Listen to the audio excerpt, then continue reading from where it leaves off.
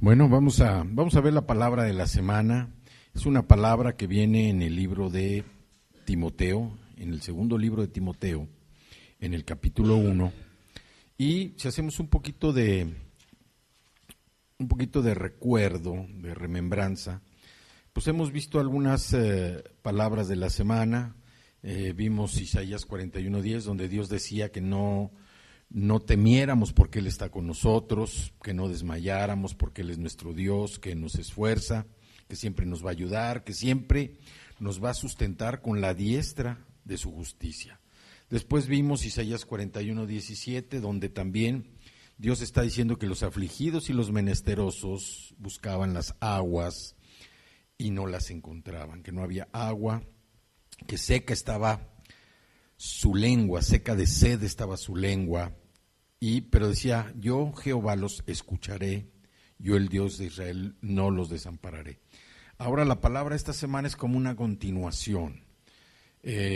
Vimos primero la promesa de Dios, después la segunda, cuando uno está menesteroso, se siente pobre, se siente afligido. Ahora viene la palabra que es segunda de Timoteo capítulo 1 versículo 7, donde ya uno, como hijo de Dios, tiene que actuar.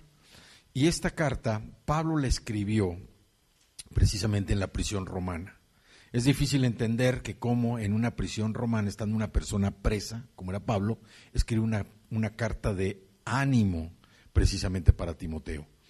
Timoteo tenía que desarrollar tareas difíciles y delicadas. Y la primera cosa que tenía en contra, el primer hándicap que él tenía en contra, es que era una persona joven, en medio de gente ya muy conocida, de gente preparada, pues eso podría representar una desventaja. Todos, y como era el carácter de los judíos, pues todos iban a estar encima de él o no le iban a hacer caso. Sin embargo, Pablo lo anima precisamente porque sabía las tareas que tenía que desempeñar en la iglesia de Éfeso. Tenía que restaurar una iglesia que se había apartado, que había caído en las doctrinas falsas, y la tarea de Timoteo era precisamente restaurar, nuevamente enderezar el camino de toda esa ciudad, de todos esos creyentes, para que volvieran a creer en lo que Pablo había predicado, en lo que Pablo les había enseñado en el camino de la salvación. Entonces no era un trabajo fácil precisamente para Timoteo. Y por eso Pablo lo anima y le dice, porque no nos ha dado Dios espíritu de cobardía. ¿Y qué es la cobardía? La cobardía es la falta de valor ante una circunstancia peligrosa o algo que implica riesgo. Es la falta de valor. Y por eso Pablo le dice que no te falte valor.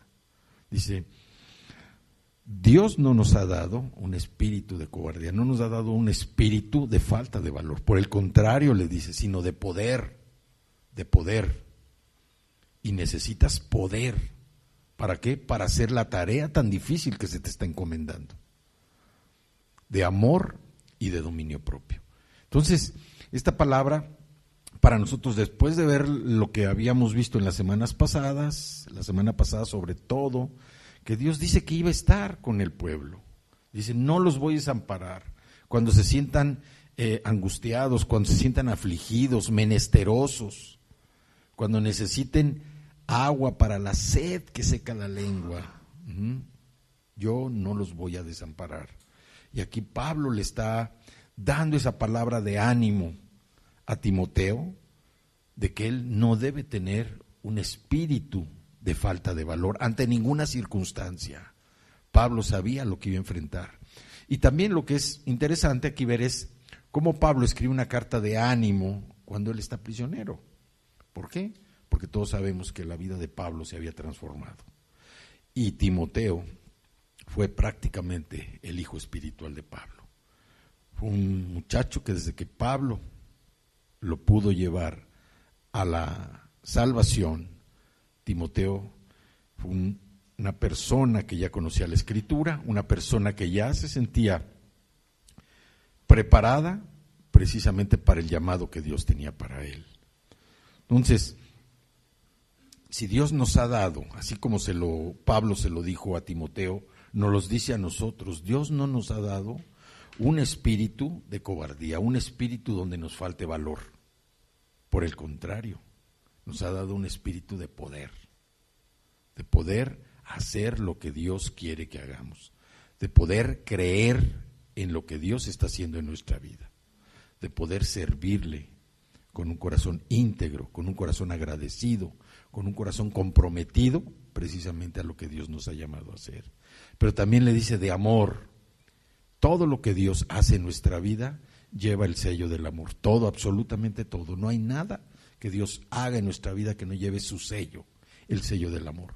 Pero también le dice de dominio propio. O sea, nosotros tenemos que tomar la decisión para actuar de una manera correcta, dentro de los caminos del Señor, siempre y cuando le conozcamos. Si no le conocemos, pues no vamos a poder actuar de esa manera. Pero dice, tú tienes un espíritu de poder para hacer esa tarea. Tú tienes un espíritu de amor que Dios te lo ha dado y tienes un poder de dominio propio que tú vas a poner de tu parte para no hacer cosas inadecuadas o inapropiadas, siempre mostrando el amor de Dios.